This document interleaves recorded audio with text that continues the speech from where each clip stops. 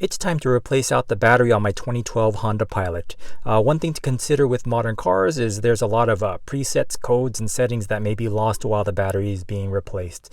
To prevent this, I like to use a memory saver. Let's check it out.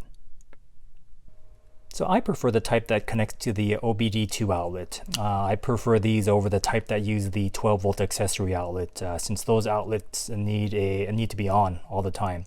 For example, my Ford Mustang, that outlet turns off after a set amount of minutes. However, if we go through the OBD2 port, the car will have constant power through the port.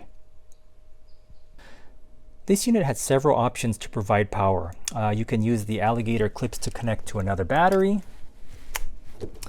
You can use the accessory port to connect to another car, or in my case, I'm going to connect it to a fully charged jump box with the 12-volt DC outlet.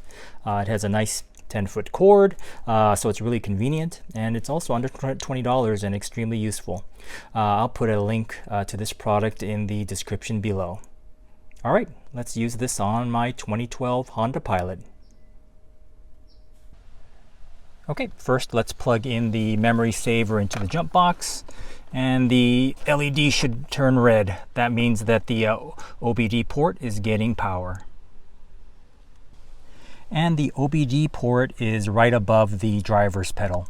It should be like a white or beige plug. And the OBD port is keyed one way, so just plug it in.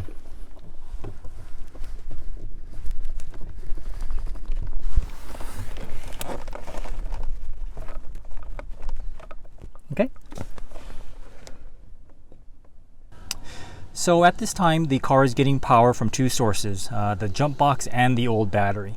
So now the memory saver will feed power to the car while the battery is being replaced. I'm going to close the door so that the interior light is off during the process.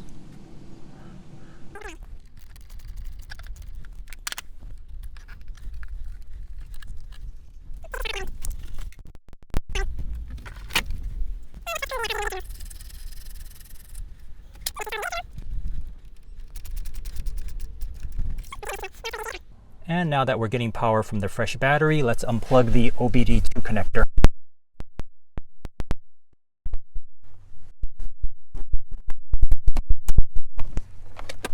Okay, let's test it out. All right, time looks good. Presets look good. All right, let's start it up just to make sure. Perfect. There you have it. It works as expected. If you found this video helpful, please click like, comment, and subscribe. Thank you.